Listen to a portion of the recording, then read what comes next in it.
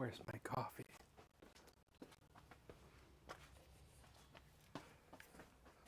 Okay, I got my coffee. Hello, everyone. My name's Kevin Cheney, and welcome back to my Blacksmith shop, Red Maple Forge. And today we are going to finish up that cross peen that I started yesterday. So, yeah, we got a little bit of shaping to do, a little bit of handling working, a little bit of heat treat. Hopefully we can get that done all today. So, up first, we got to get the little guy out of the vermiculite. He should be annealed. Should be annealed. Oh, I didn't bring my scale out. Oh well. Oh well. I said I was going to weigh it. Guess I'm not. Oh well. It happens. So, get them in a vise. And to keep with trying to do this as much as possible with hand tools, we're actually going to get him started with doing some filing. I'm going to start on his back end first. It's going to be the most work. And hopefully he is annealed. If not, I might have to get the grinder out. It does have scale on it, so yeah, once I get through the scale, it's pretty easy. I probably should have wire brushed him a little bit before. Actually, that scale is a little bit hard. I'm going to do a quick burst with my flat disc, just to get the majority of that scale off.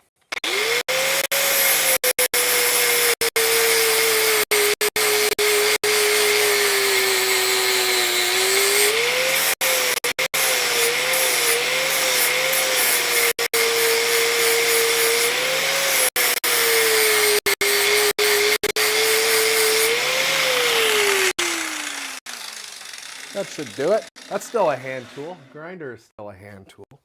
So, I'm gonna just flatten them out. I'm using a flat bastard mill file on this. It's actually a relatively new one, so it shouldn't take me long to do the filing on this. I am changing my orientation here and there, just to make sure I am staying flat and true with it. Trying not to knock it out of the vise too many times. Unfortunately, my vise is getting a little tired. So it doesn't hold steel as good as it used to. We're just going to work this down nice and flat. Yeah. Now, of course, this is something that if I was doing a real run of these or something like that, not on the stream, I'd just take this to my belt grinder. But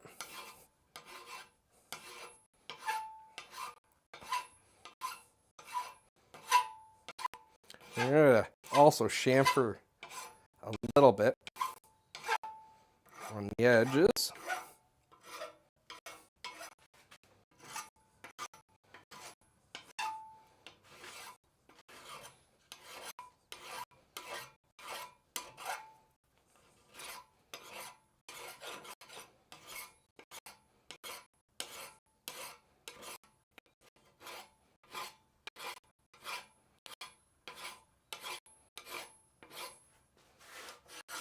I'm going to change orientation once in a while, just to make sure I'm staying flat as much as possible. Definitely got this nice and annealed. This file's not taking much to actually remove a lot of material. And when you have a good, sharp file and nice soft steel, it doesn't take much to actually really flatten this out. I am going to do a draw motion with the file. This helps smooth out any fine scratches, or I should say any big scratches. It helps smooths them out smaller.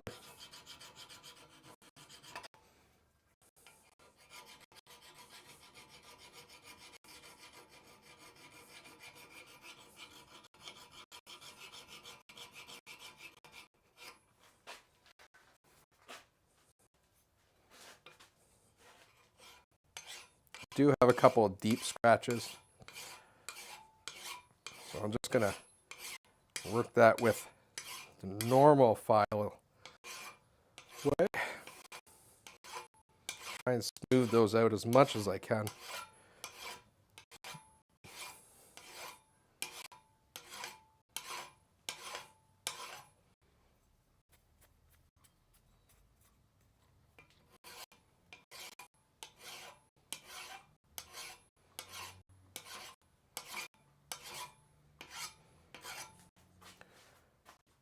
Take down do a nice chamfer on each side.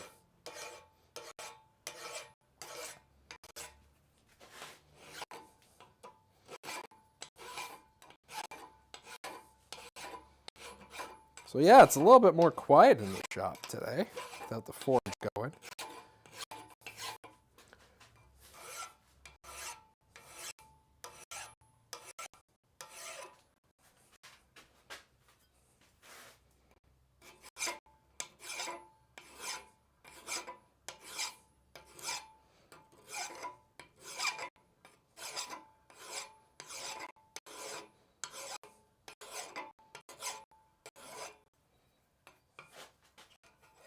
So we still got a couple of scratches in here. So I'm just going to draw the file over it. See if I can soften those up a little bit.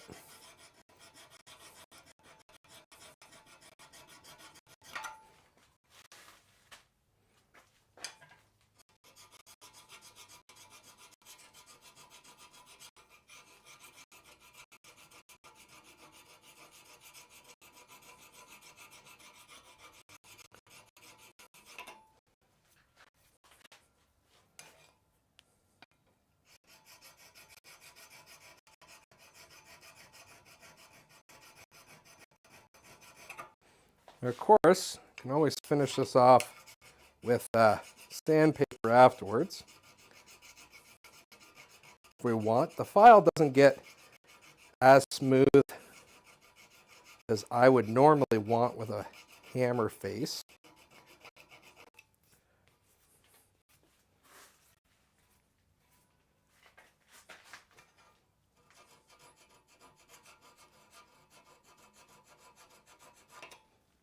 But it'll get really close. So that's pretty well roughly where I want that face to be. Still has some scratches, but not too bad.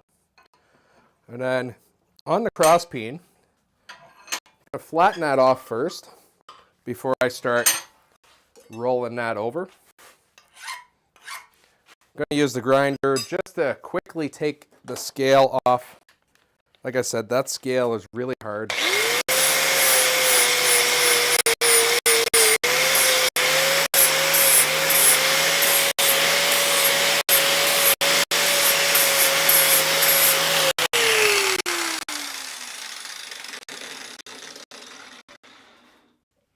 Now, if you don't have an angle grinder, you could, I guess, take the scale off with a stone, really. You have to. But I'm assuming most will have an angle grinder. Even if you don't have flap disc, just taking a grinding wheel to this to take the scale off.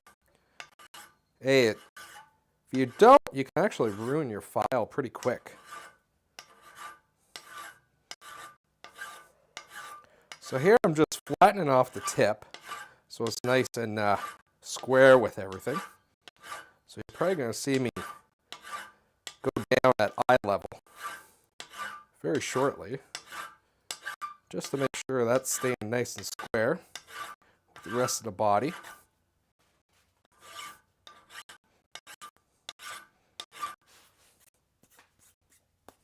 Every so often I am going to clean my file, and that's just taking my thumb and kind of going along to how the teeth are for a file.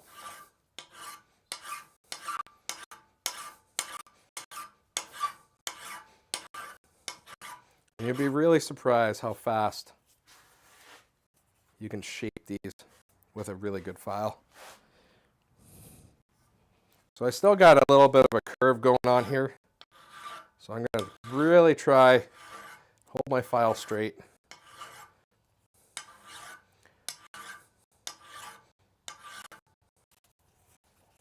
And get that straightened out a little bit.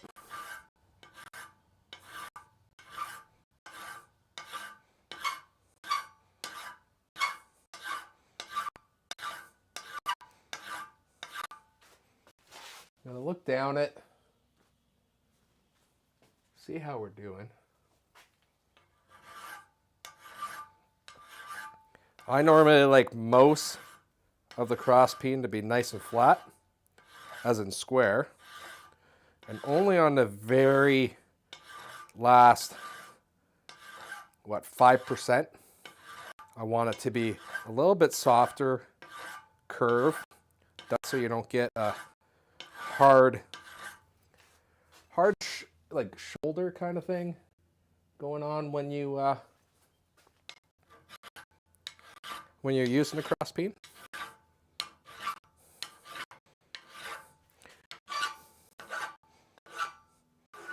When I do the I'm going to call it shoulder, or the ends of the cross peen, when I'm filing them, I'll actually rotate the file as I'm going.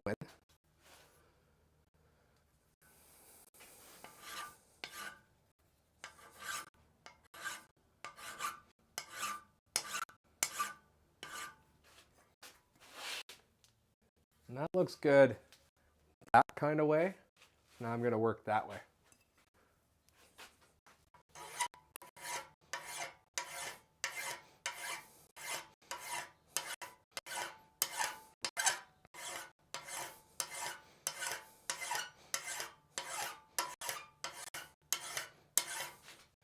Trying to keep that edge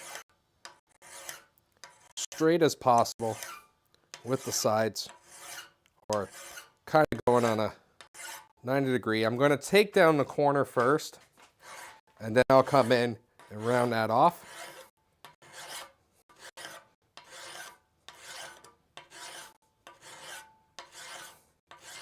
I'm going in like a roughly a 45-degree angle, maybe a little bit steeper.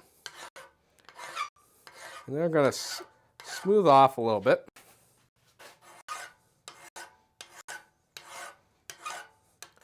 Then I'm going to start curving that around.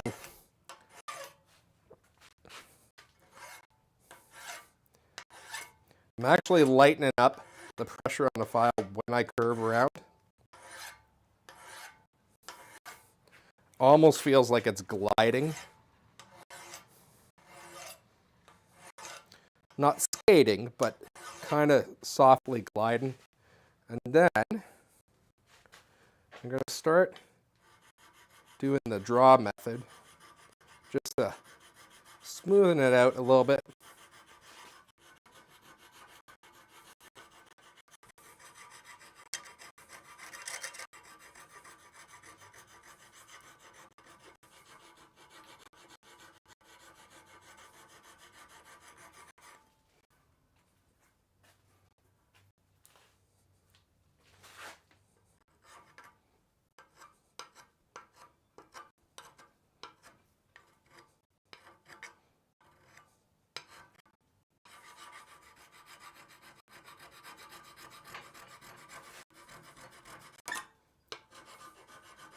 You'd be actually surprised how smooth you can get it with that draw motion. It's not perfect, like it still will need to be sanded afterwards to get a nice head on it. But that's pretty well what I'm going for here. It's a little bit chunkier than I was initially thinking of. But I think it will do. I think the proportion looks pretty nice. So the last thing I'm going to do with the files, I'm going to clean up a little bit on the eye. So in here, I'm going to actually do a quick file around here just to knock down any of those edges. That will allow, basically so it doesn't dig in as much in the handle material. And with this being such a small eye, it's not going to be the easiest thing to do with this file. I might have to go and get a smaller file. Yeah.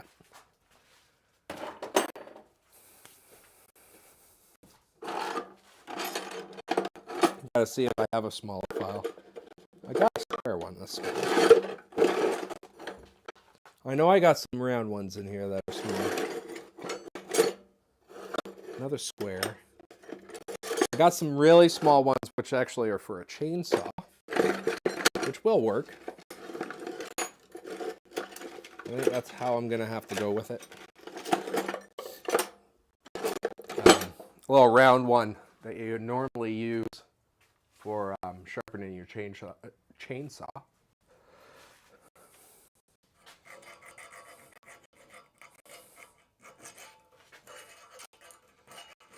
Now, if you do have a die grinder, that makes it so much easier.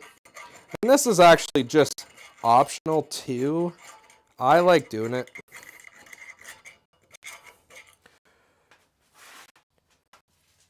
But I know other people that never really do this. So, and they've had good success too. So, like, I'm not going crazy. I'm basically just taking the edge off. You want to make sure you're going the right way with the file too, as in you're stroking down.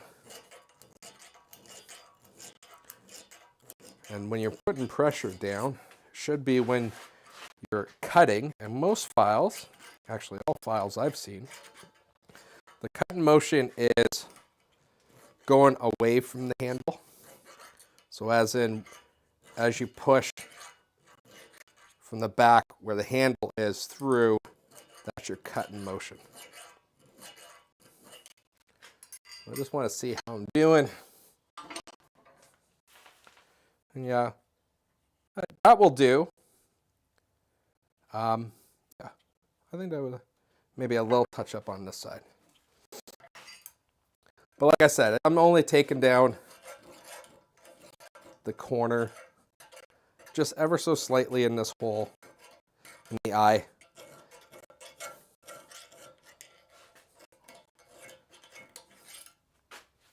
think that will do.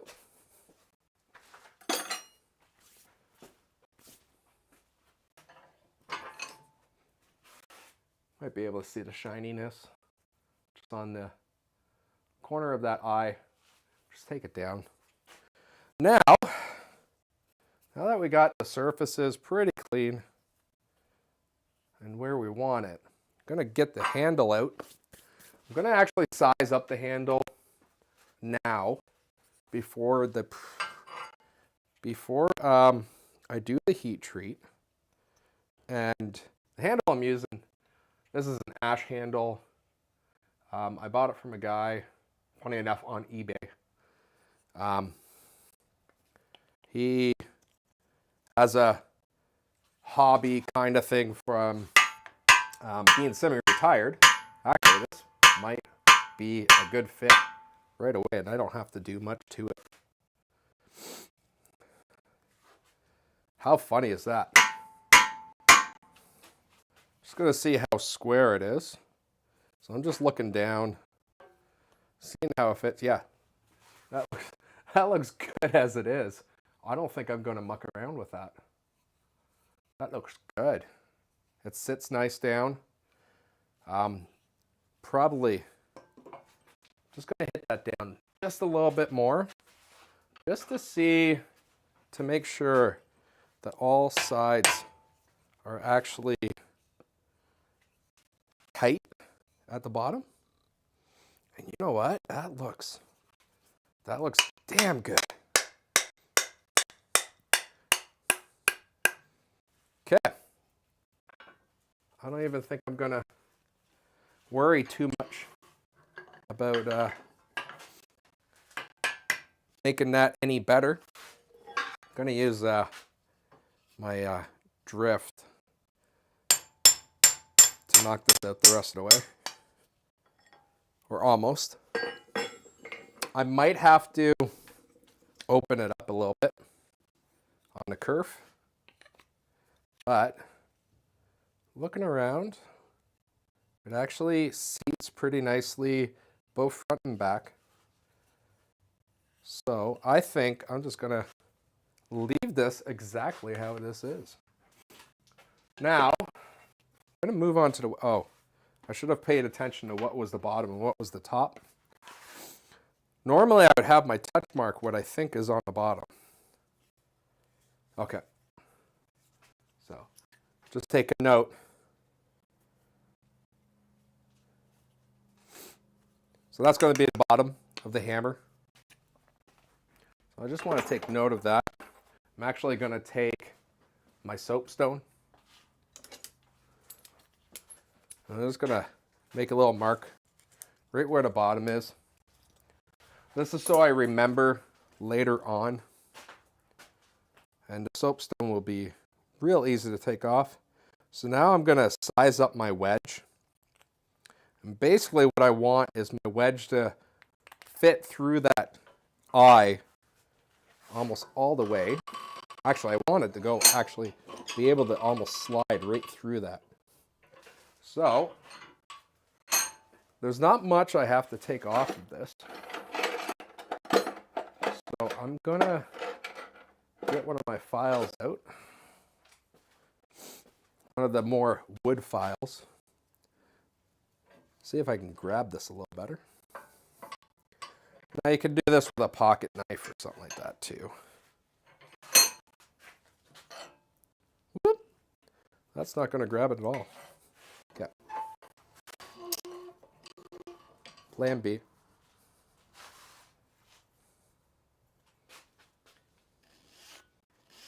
So I only have to take a little bit off of this.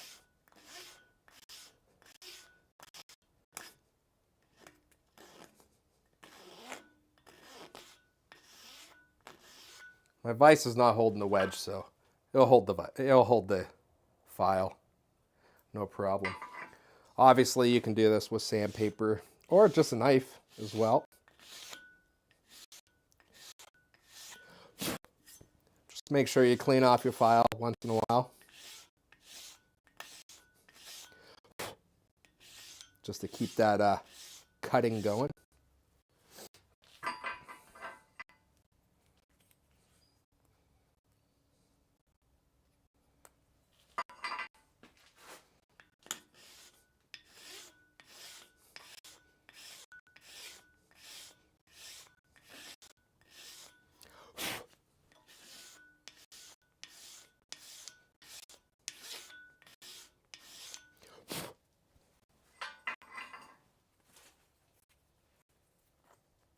And again, I'm always trying from the top down.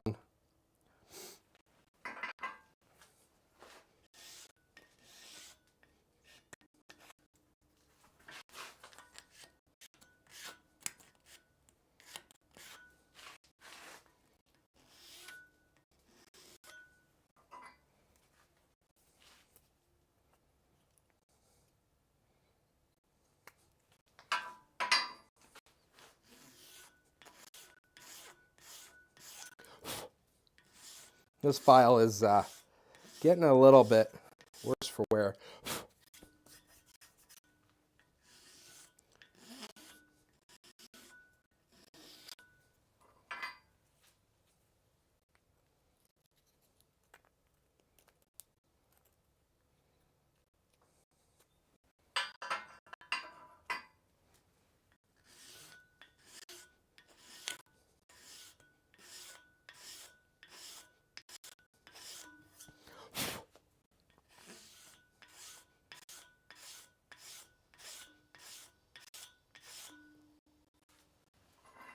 A rasp would be a little bit too much to work this down, so I'm not going to use a rasp on it.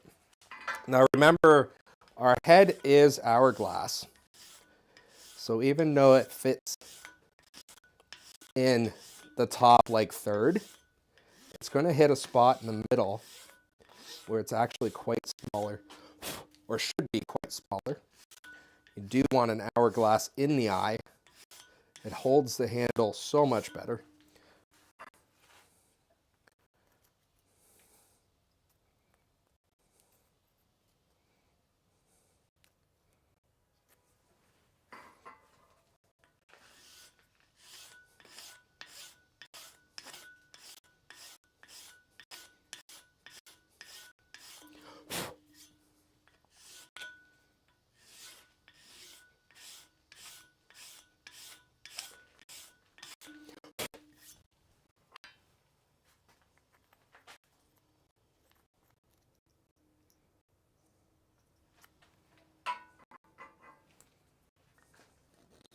I'm also going to take a moment to bevel or knock down the edges on the wood or on the wedge. That's because the eye is oval, or should be oval. So if you have a very like squared off wedge, it's not going to go in as nicely with the eye. So you want to make sure you kind of take down the corners to fit the eye a lot better. Like I said, you kind of want this to go right through the eye almost, if not through the eye. Most of the time I will make them to actually go all the way through.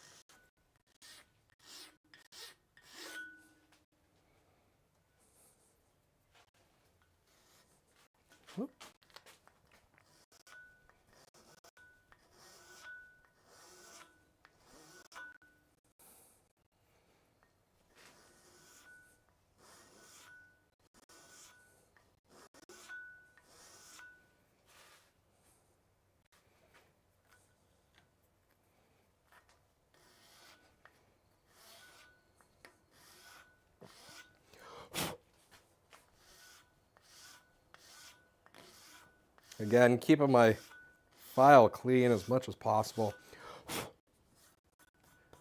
just to keep it cutting.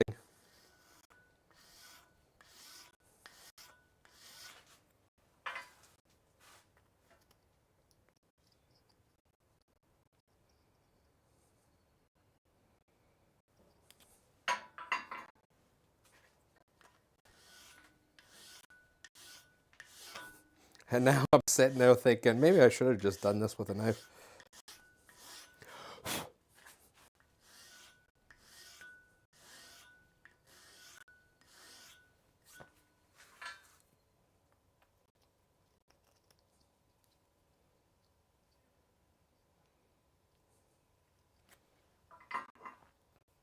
And the reason why I want to get it to fit all the way down the eye is that you don't want the wedge to stop too quick because it has bottomed out, or basically has gone as far as it will go in the hammer eye. And the wedge I got is actually a walnut wedge.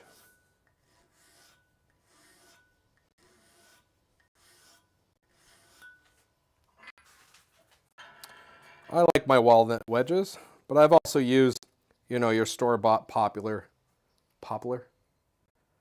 wedges as well. And I've had okay results with both. I like the walnut a little bit better. It shows up a little bit nicer.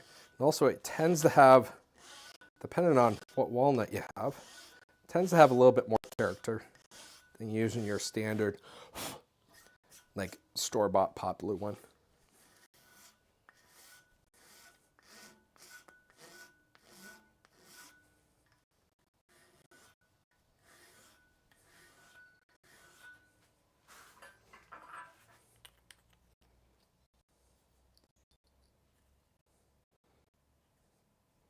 So I think I got this close actually enough.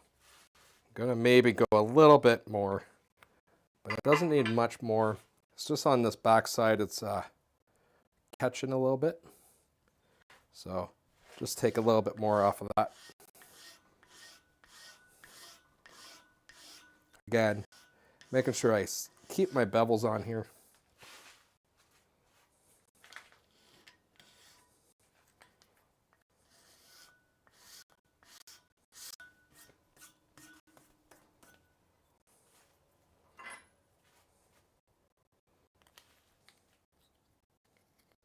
So yeah, that's what I kind of want. I'm not going to get much further down than that. The wedge does pop out from the bottom, which is always good. So I'm going to get the forge going so we can get ready to do the heat treat on this, because pretty well everything else is done. Where's my lighter? Oh, there it is. So I am going to adjust my forge a little bit so it's running a little bit more fuel heavy than oxygen heavy. So the mixture is going to be actually quite a rich mixture. I'm doing that just so I can control my heat a little better. I'm also only going to be running around 5 psi's. We'll get that heated up. Get that heated up. Once the forge comes up to temperature, we'll get the heat treat done.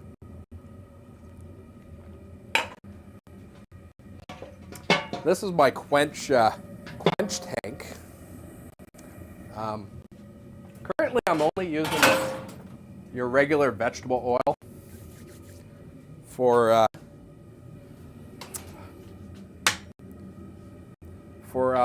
heat treating.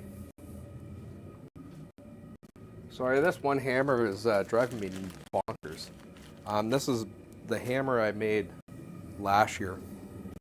It's come loose because of moisture content in the shop.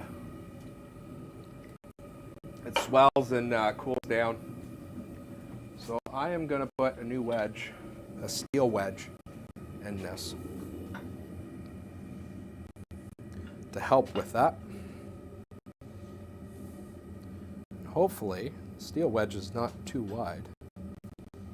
I normally don't like doing a steel wedge when I make the hammers.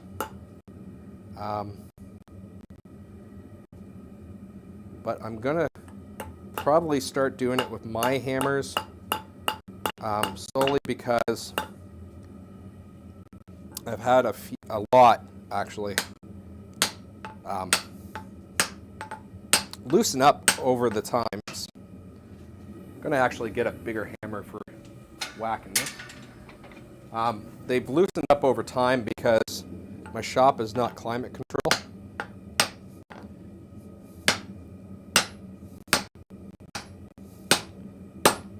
So that should hold it a little longer in place. I actually had the other one that I made of these in the set of 3. That actually went to a good friend of mine, and I have to add a wedge onto hers as well. So, well, it's unfortunate sometimes, but we'll get her straightened out. And it's actually quite interesting. Some of them I have not had to add the steel wedge in, but more of them I've had to use a steel wedge to keep the handle from loosening. Like this one hasn't got, but this one too probably could use a little bit of a steel wedge. Actually, while I'm doing maintenance on hammers, I might as well do that. Like I said, that's just the constant up and down in temperature and moisture out in my shop. It is, the handles dry out a little bit, and even with oil in them, they still will dry out and get smaller. So, unfortunately, once in a while I have to come back and put another wedge in. So I'm running a lot lower on which hammers don't have wedges in. And actually my 3-pounder here, it's got to a point where it might need to be rehandled because it's already got a steel wedge in it.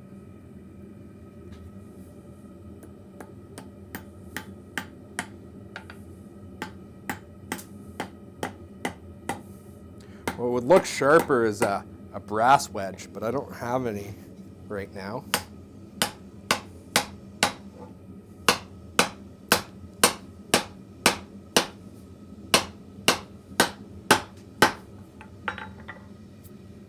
And when I'm putting a steel wedge in, especially on a hammer that is already loosened up, I like going and hitting on the back of the hammer handle, solely because that will force the hammer head to go up a little bit into the handle while you're whacking it. And seems to be a little better that way because it's already loosened up. It's probably come down a little bit. So we'll just check how our forge is going. We got pretty well a nice enough heat that I can get this heated up for a heat treat. Now I'm still doing a little bit more rude, crude heat treating than I would like around here. So what I mean rude and crude is basically how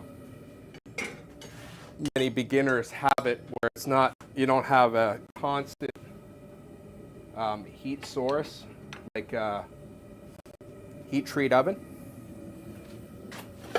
to be exact on your heats that you're quenching with.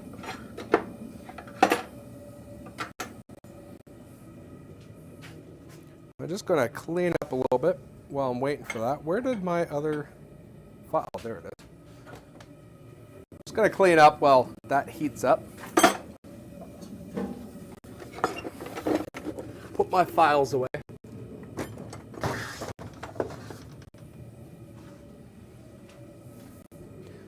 Now, I already annealed this last night, so I'm not worried about normalizing it or anything like that.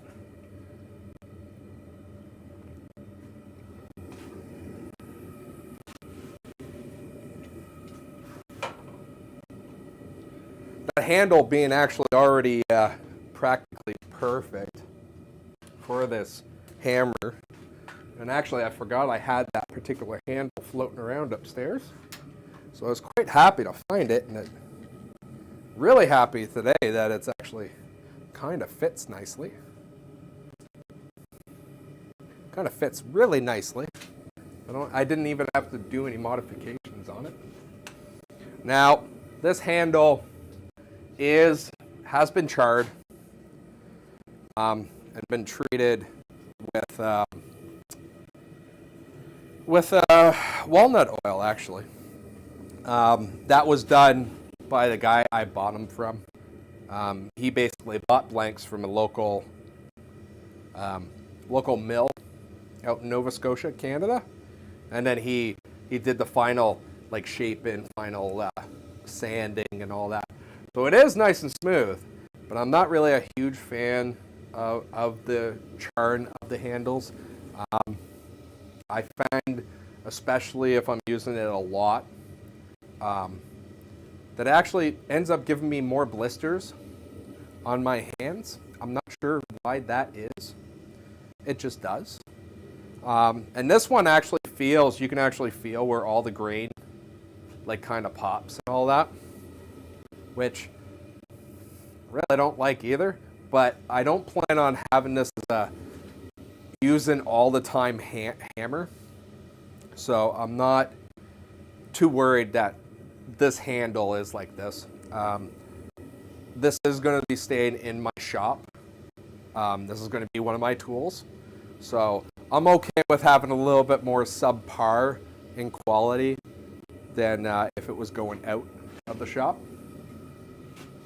So you actually, I didn't even touch mark this one. Normally I put my touch mark on all my hammers, but this one I didn't. If I feel inclined, I'll just I'll laser engrave it in if I really feel like I need to.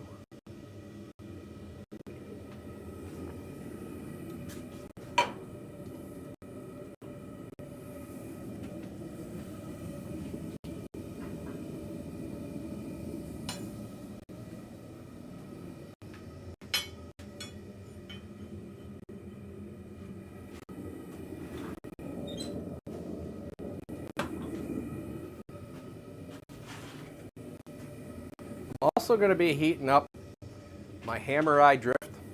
I'm going to be using this to actually do the temper. Normally with my axes I will temper them in my little oven over there. But today I'm going to actually do it the old school way. Sorry, I'm getting spam on Twitch, so let's get rid of the spam on Twitch.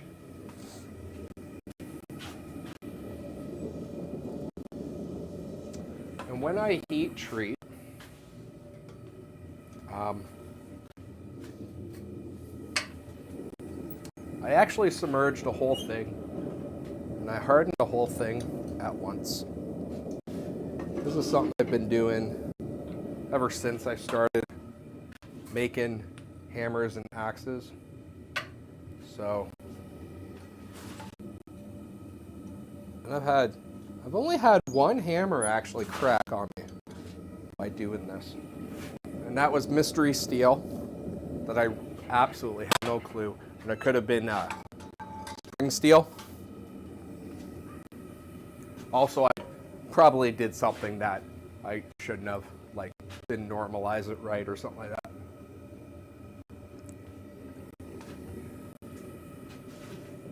This one I'm almost 100% sure it's a 4140 or a 5160. I know where this steel came from. So it's one of those two. I think they actually, where I got this from, I think they actually flip between those two steels a lot with this size. So I'm not too worried about how to heat treat this. Normally a 4140 can go with a water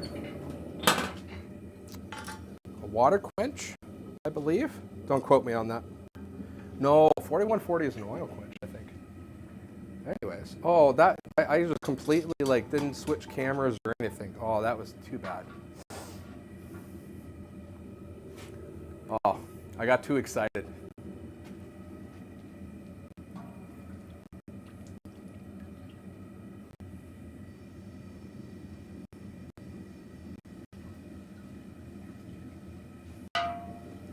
Got too excited.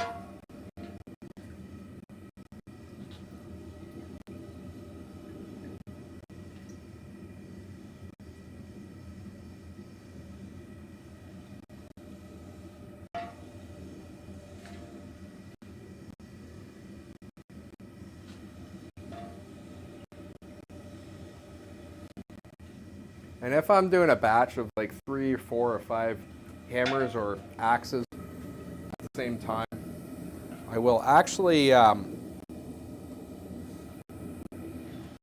leave them just in and hanging. This is why I have these hooks. to put these guys in.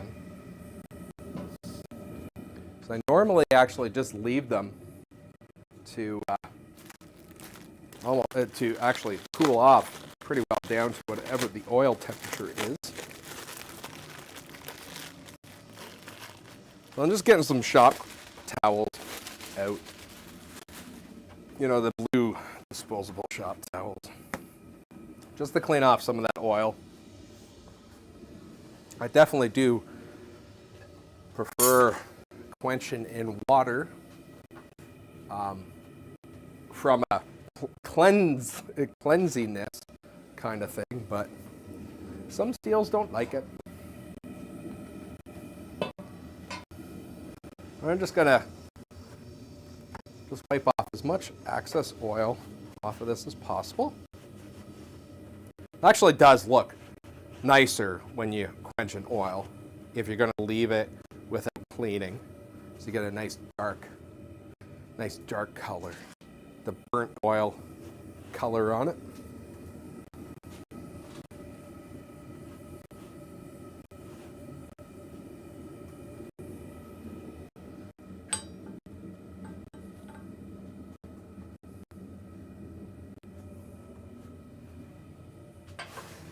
And I probably should have prepped this a little bit better with my sandpaper and stuff. Where is... Sorry about this. Where did my grinding stone went?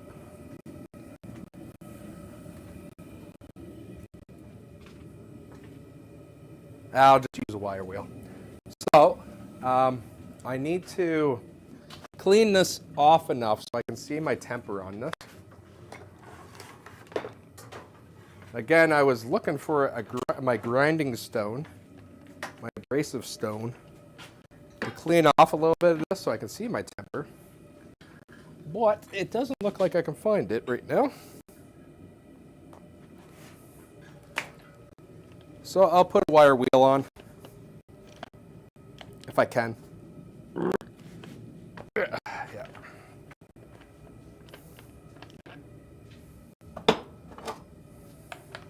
And what I'm going to do is go over the two faces, so the cross peen and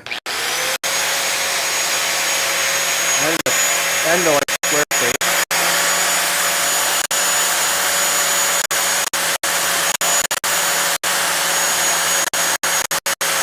I'm not going to worry about wire wheeling the whole thing at this point in time. I'll do that later if I want. This is just enough so I can see my colors from the temper coming in.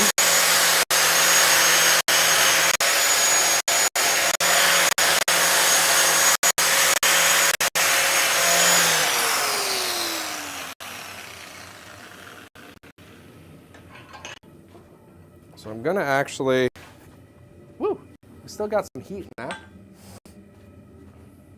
I don't think it's enough to ruin my temper, but it is enough to make me know that it's warm. So I'm gonna get my drift out. It should be warm enough. I gotta see what tongs I want to use on this.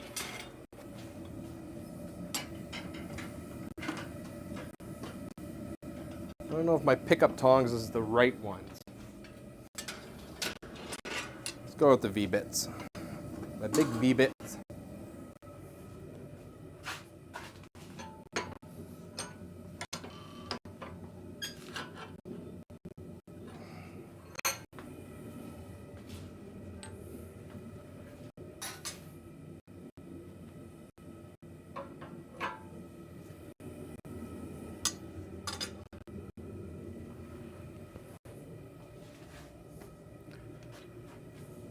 So I'm pretty sure my drift has enough heat in it to do all the tempering I'm going to need. So I'm going to shut off my forge. And what I'm going to be doing is I'm going to be constantly looking at both sides of the hammer to look at the colors And I'm going to be drawing basically a purple color to this. It may take some time. But basically I want almost a purple color on both faces.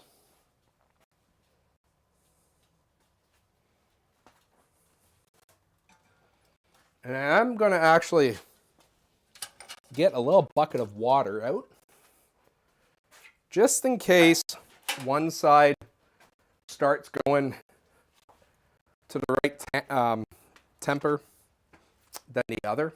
I can quench that one side to make sure I don't go too far and soften either faces too much. So we're going to let that sit for a little bit. This may take some time. I'm hoping that I can pull a temper with this enough.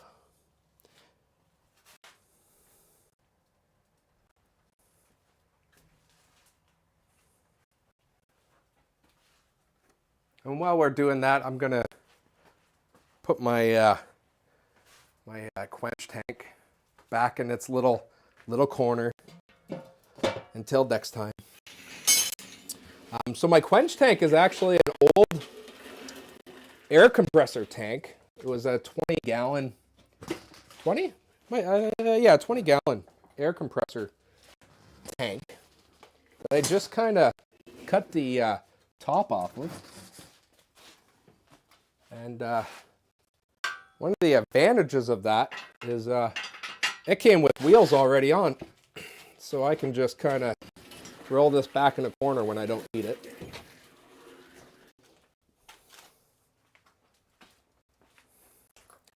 Beautiful.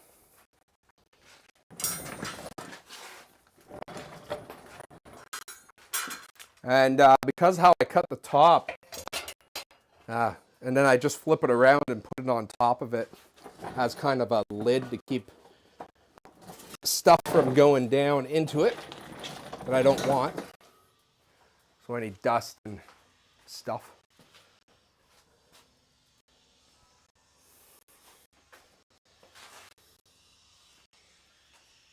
Uh-oh. I might not have had enough heat in that drift to get that up.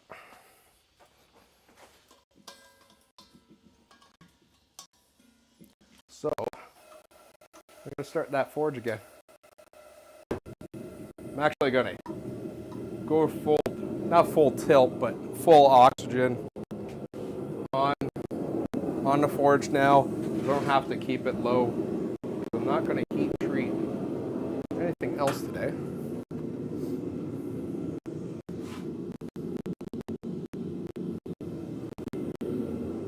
Yeah, I think I'm going to have to go in with another heat of the I really hope that doesn't fall down. Another heat with the drift, nice and warm.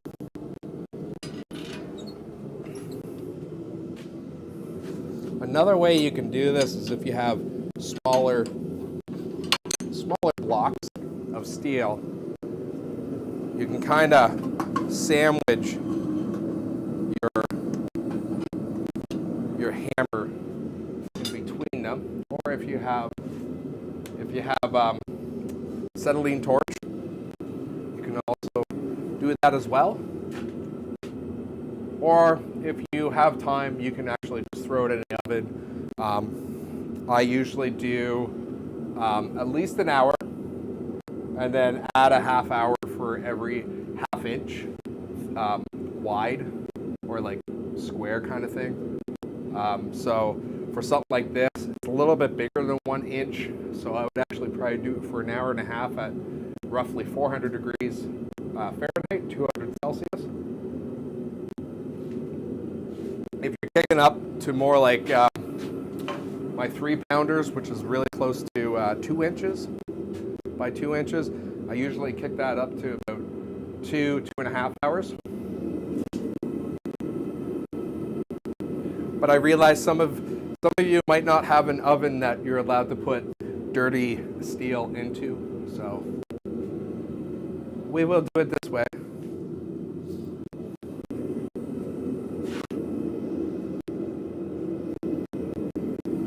I'm actually going to kick up the forge a little bit too in heat, just to get this drift heated up nicely. Just checking the time.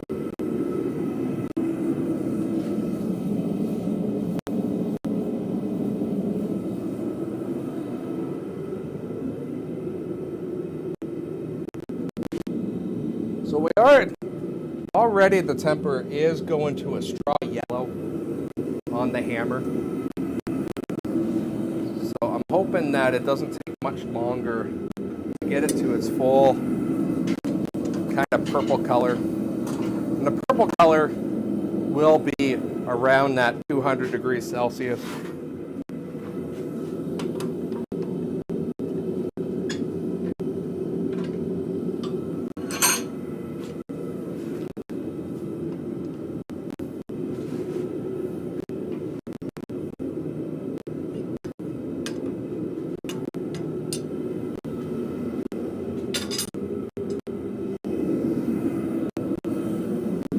I'm going to turn down the forge when I don't have steel in it, just in case. If you do have two drifts or a big slot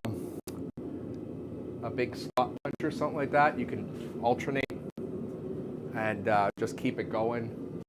As you are doing the tempering with one, you can get the other one out. So again, I'm keeping an eye, making sure that neither side is going too far in one direction.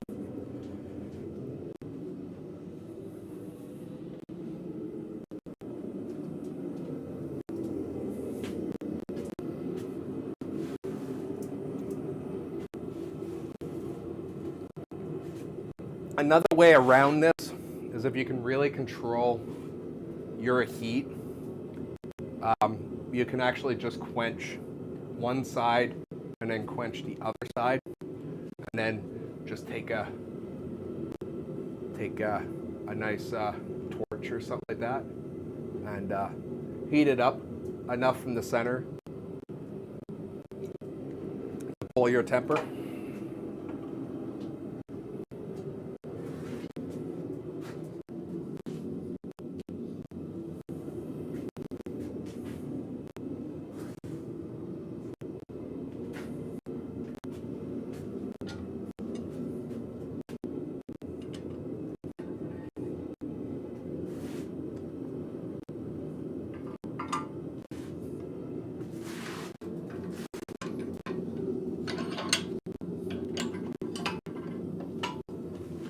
Remember, even at a black heat, your drift is going to be quite warm. So you want to make sure that you keep an eye on where your hammer's going, even when the drift is not in, because these tempers are actually caused by oxidization, rapid oxidization. So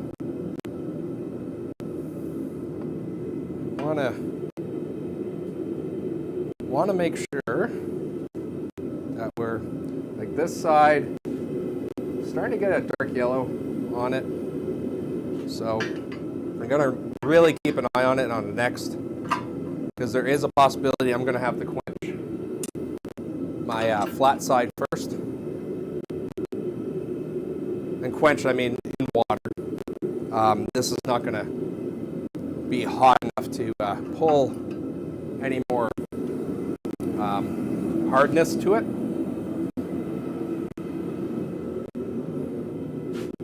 I'm getting really eyeing up that. It's getting into a bronze color. So we're getting close.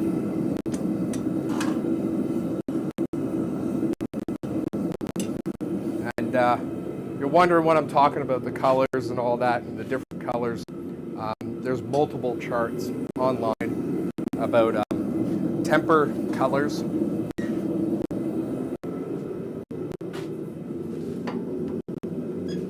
And at what temperature, Fahrenheit and Celsius, those come to play with steel.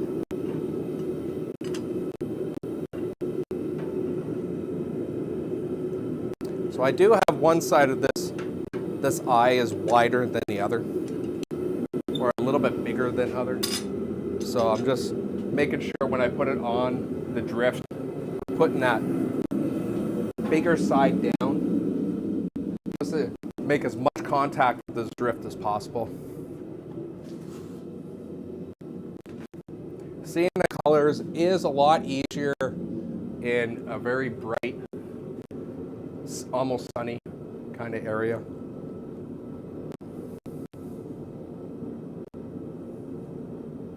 I know the camera is not going to show them up properly.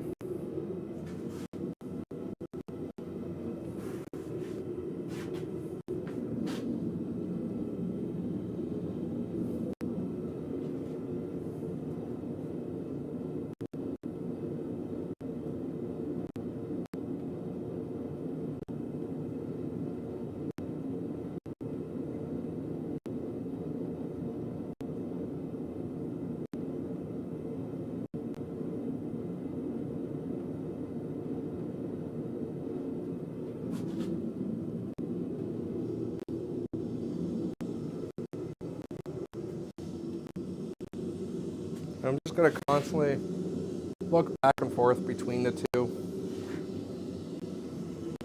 Depending on how clean you have made the rest of it, as in removing the scale, you can actually see those colors come up through the steel.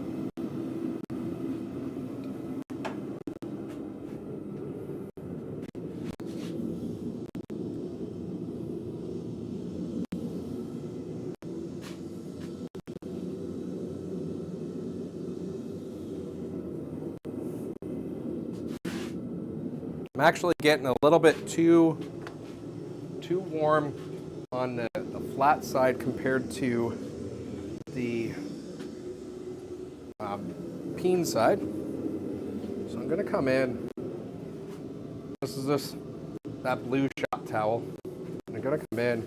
I'm actually just going to quench that a little bit with water, cool that off.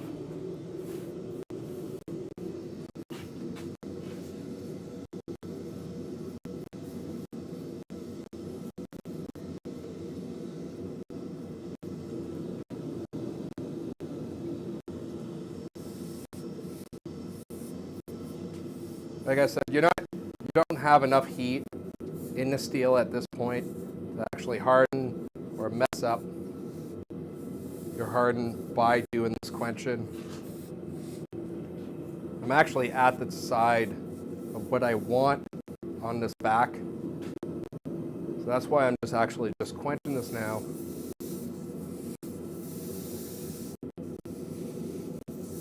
And just waiting for that tip of the cross peen to get where I want, which is basically now. I'm going to remove it. And I'm just going to actually put it in my water. I'm going to quench the tip first.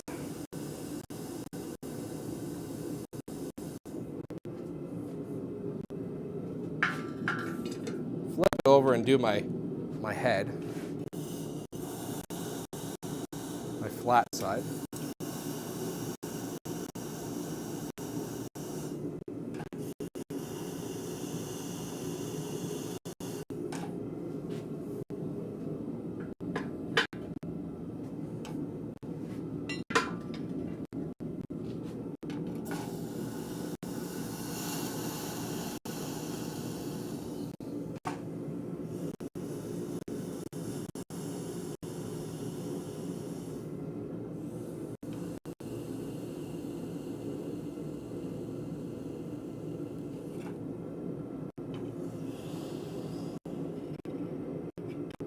And then I'm gonna completely submerge it in the water. Make sure I get all that heat out of it. And I'm doing that because I don't want any more temper done to this.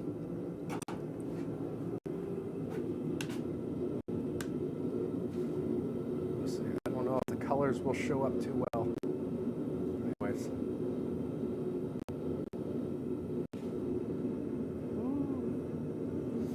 Anyways, that is the heat treat done on this. So I'm going to kill the forge because it doesn't need to be on.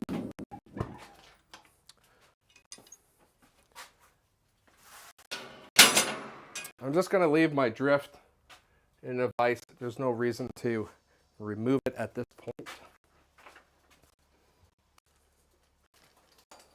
And now I'm going to get that handle. I'm going to actually wipe off any water and stuff like that off of the hammer head.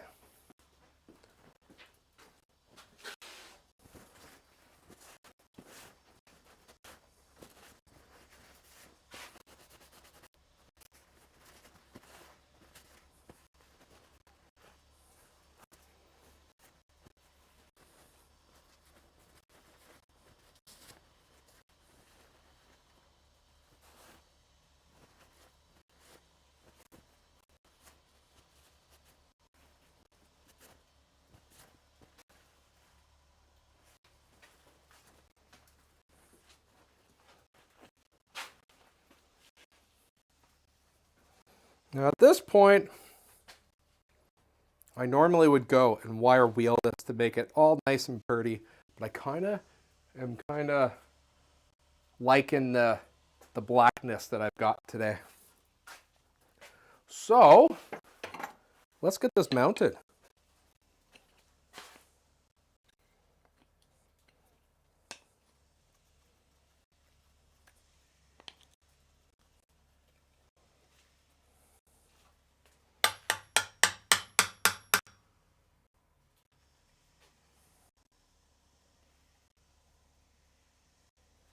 Yep.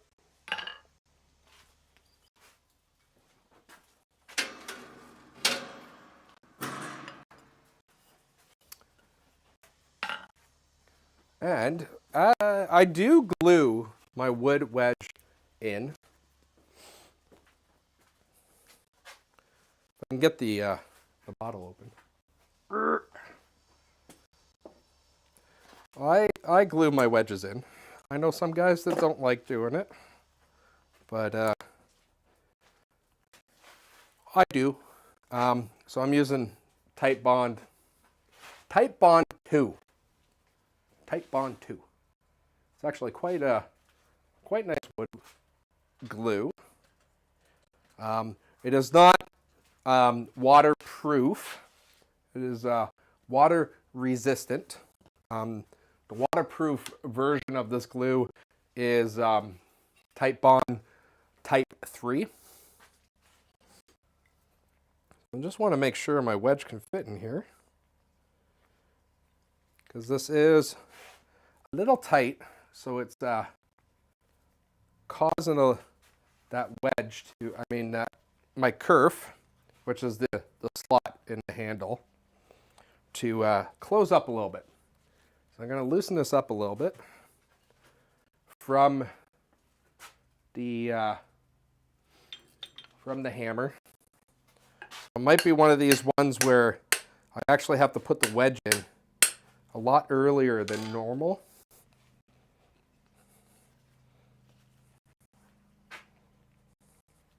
Another way I could do this is actually just opening up that knife a little bit more, or taking a little bit off the sides.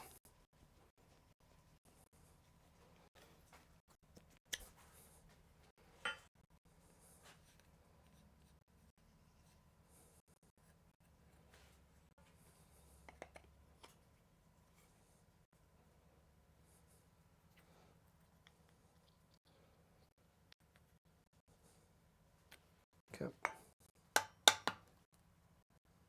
So I'm just going to start the handle right where I could still get the wedge in.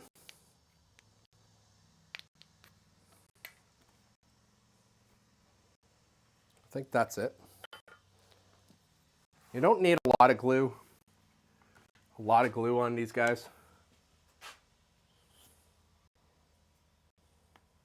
I think I probably already put too much on.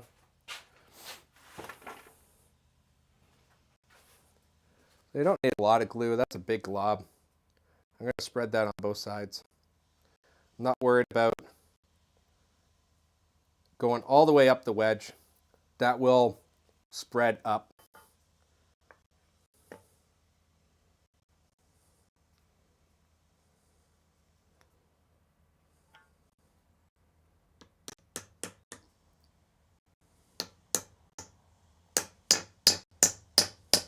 So I'm going to make sure I get that wedge started first.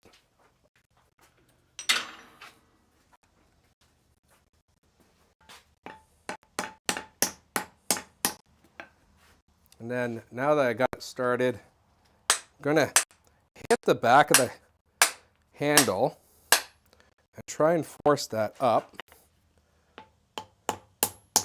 Force the wedge a little bit. And I'm going to alternate between hitting the bottom of the handle until I can actually hear it bottom out. I don't know how well you can hear that, but it has a different sound when you actually finally get to the spot where you need to. I'm hoping. Now, depending on how good you are with a hammer, I normally come in from the bottom and have the wedge on a hard surface, like the anvil. This helps prevent or limits the amount of splitting that wedge will be under.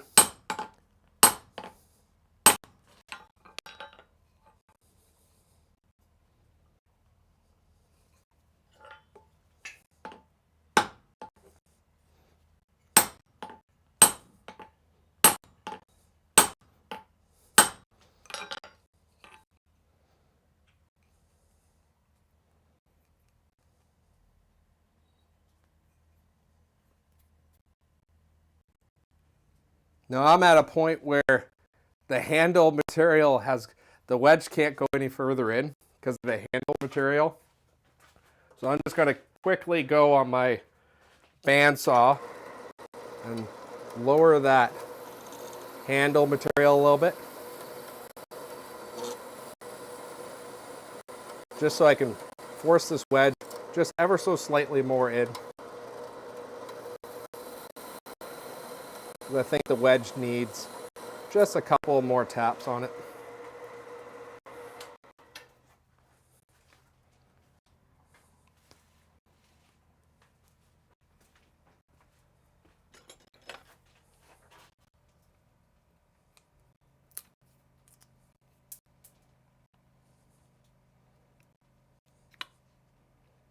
So right now I'm just taking a screwdriver to pop out those pieces I just cut. Get them out of the way. And then I can finish driving this wedge in. Where it is right now probably would be okay, but I like to go a little bit deeper.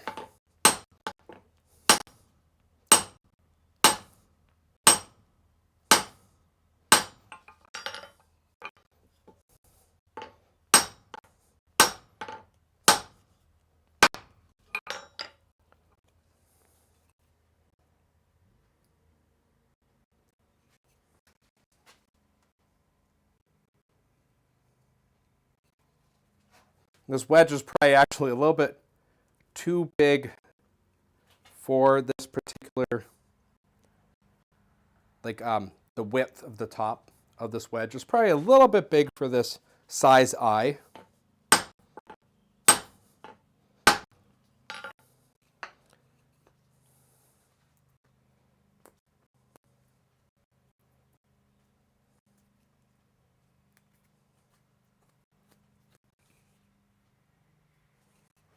So That is the wedge set.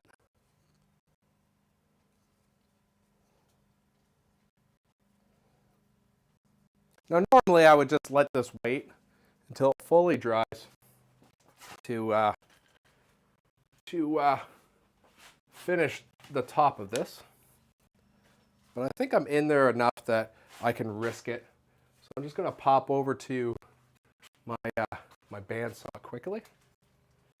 And this is actually my metal bandsaw. It will go work in a vertical position. I have no idea how it's going to look, but let's go. So it can work in a vertical position as well. I'm just going to come in, put that axis off.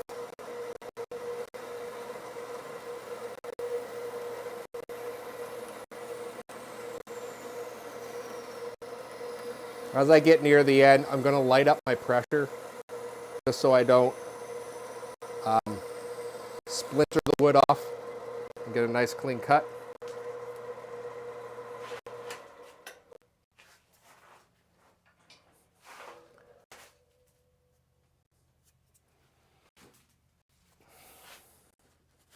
Got a little bit of oil on my blade right now.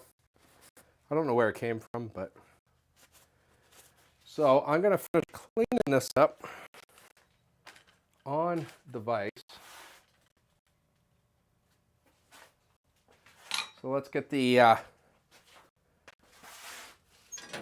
drift out of there. It is probably still too warm to pick up, so I will just use my pair of tongs.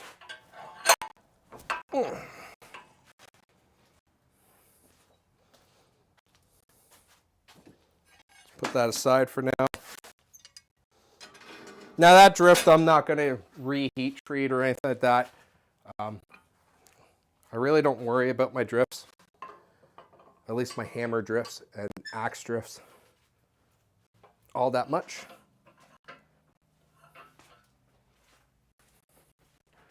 Probably shouldn't have put all my files away. Okay.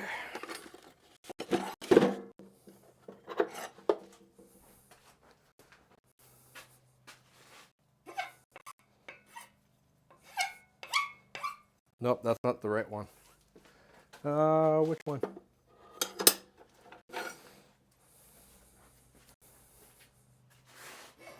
There you go. Just go in, clean that up a little bit. Making sure I don't hit the steel all too much.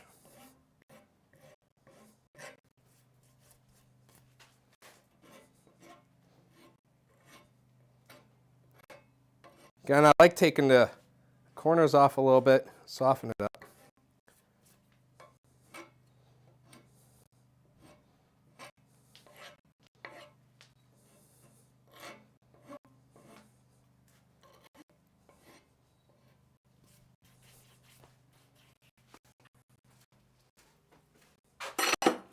And now we are going to do my linseed oil. So I got to get that out. Now, because the rest of the handle is already taken care of with walnut oil, I'm not going to go over the whole handle.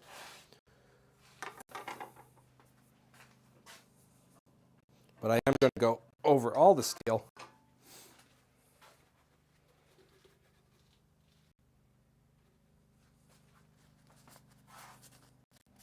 And I know what some guys will do is actually put the whole head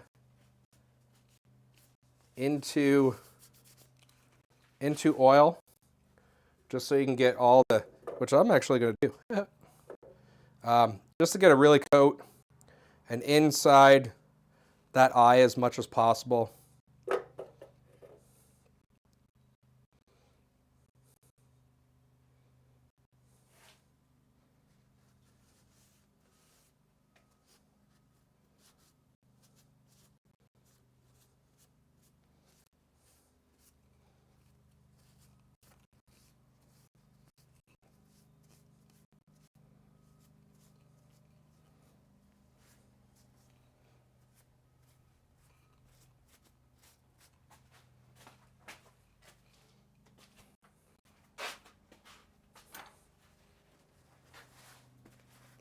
Now, if I was, this was going to be one that leaves my shop, I probably would do a couple of coats.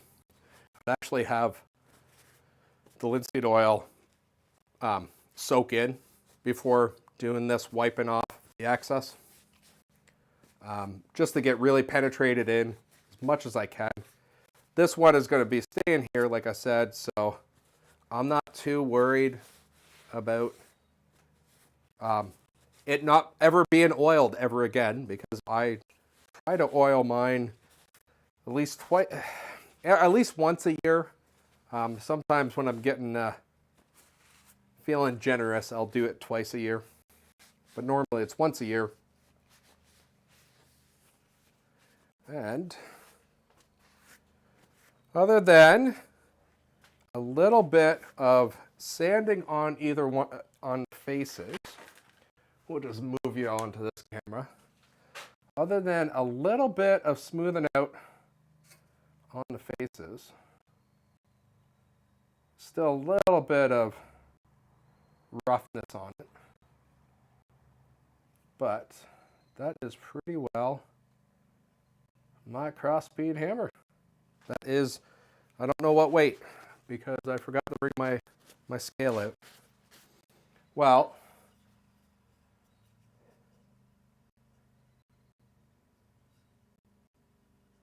I'm judging.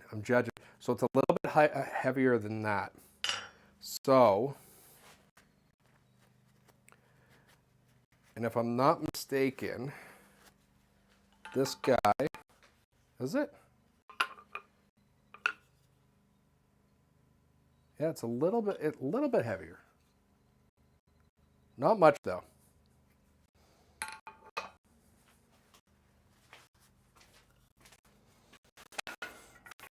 So I'm gonna ping this around 1.5 pounder.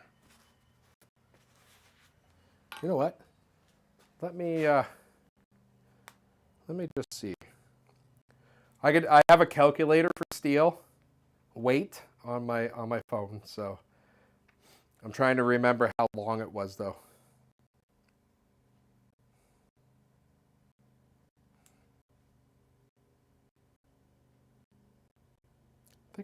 I think I started off with 4 inches. Does that make sense? Well, I'm gonna say yeah, that makes sense. So 1 1/3 pound, roughly. So I'm gonna say it's between 1 1/4 pounds and 1.5 pounds. I'll weigh it later. But yeah, that is my little guy. So just size. This guy's my 2 pounder. And then here's my little tiny guy. He's not that little actually, just a little bit smaller. I like it. So that will be going into the with the rest of them. And that's all I got for you guys today. I hope you learned something. Oh, before I forget, all my rags that have linseed oil on them, I got to make sure I pick them up. They don't get left in my shop. They go into a fire pit outside. Linseed oil on rags has a tendency to possibly catch on fire by themselves. I actually had a friend who owns a woodworking shop that luckily they caught it soon enough, but he did drop a rag into his I think it was his garbage can that had linseed oil on it, boiled linseed oil, and luckily someone was around, but it did actually catch fire. So it does actually happen in the real world. Now his shop didn't burn down or anything like that. It's just more of a scare than anything. So make sure you burn your rags that has linseed oil on it, or dispose of them correctly. There's other like canisters that you can get that are fireproof, that you can leave them to dry out and stuff like that. But I just throw them in the fire pit. So anyways, that is the show today. I hope I at least entertained you, if not taught you something. And I'll see you guys. Tomorrow. Where's my mouse?